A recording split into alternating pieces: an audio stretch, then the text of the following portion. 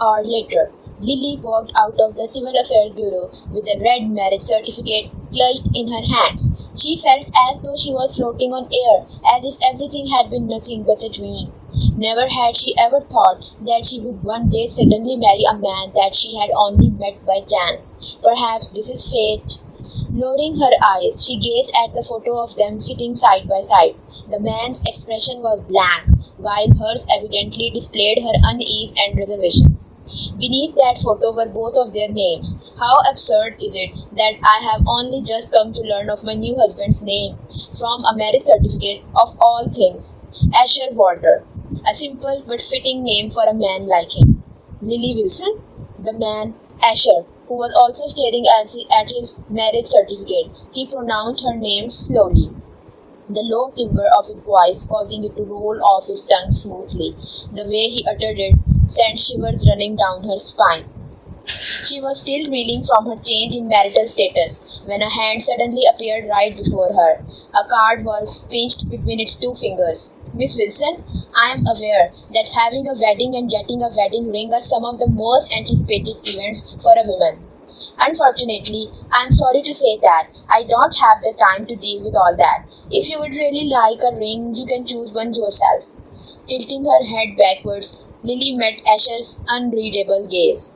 There's no need for that. She hurriedly waved her hands in refusal at him. I don't care for such formalities.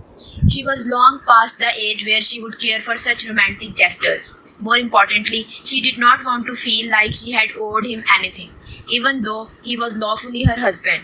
At the very least, get a ring. With that said, he grabbed her wrist as he stuffed his card into her hand. The moment their hands brushed against each other, the slight difference in their temperature sent a jolt rushing through Lily. She was rather surprised by his warmth.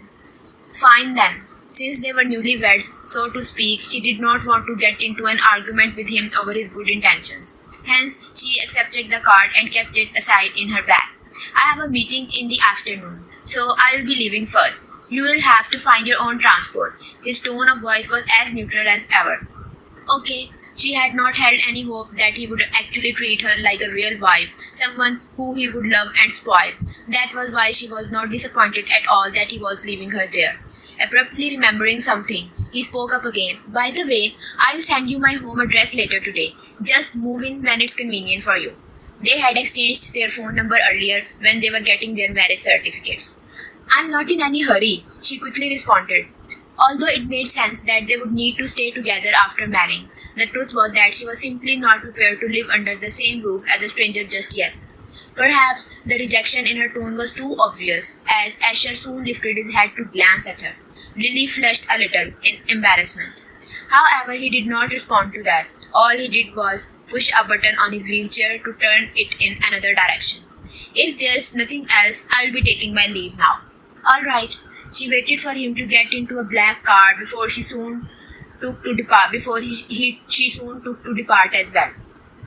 After that, she immediately called her company's human resource department. She told them that she was going to be registered in Beverly Hills very soon. She heaved a deep sigh of relief once it was confirmed that they would apply for the local health insurance for both her and her family. While getting married today was quite a rash decision on her part, at the very least, she had finally managed to resolve the matter that had been plaguing her with worry for a while now. At last, she would not need to agonize over her mother's medical bills. Upon arriving at In Style magazine, her workplace, Lily found that the time for their afternoon interview had yet to arrive. Using her remaining free time, she headed over to the shopping mall next door to buy a pair of wedding rings with the card that Asher had given her. Thereafter, she returned to her desk and sat down, planning on going through the information on this afternoon's interview one last time. Just then, Emma slid her office chair over. Her eyes were gleaming as she asked, Lily, what's up with the ring? Quite the observant one, aren't you? Lily had no intention of hiding anything.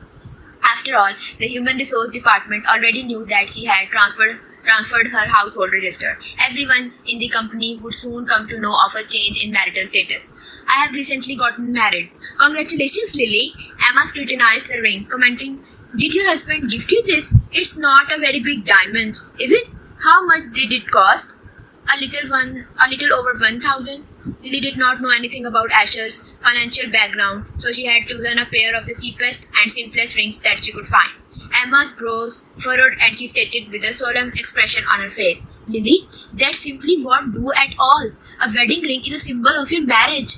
How dependable can a man be if he won't even buy you a better ring?" "It's fine, he's just doing the best that he can," Lily answered. Noting the sympathetic look in the other woman's eyes, she realized that Emma probably thought that her new husband was not very well off. "That's enough. Let's not talk about this anymore." She swiftly changed the subject, unwilling to linger on it any longer. "Are you ready for the interview later?" Ha ha ha ha. Most definitely. Lily's distraction tactic had been successful, and Emma soon gestured towards her attire. "Lily, what do you think? Am I beautiful?" It was only then Lily noticed that her colleague was dressed in a pink and white skirt dress set. Her hair had also been styled carefully.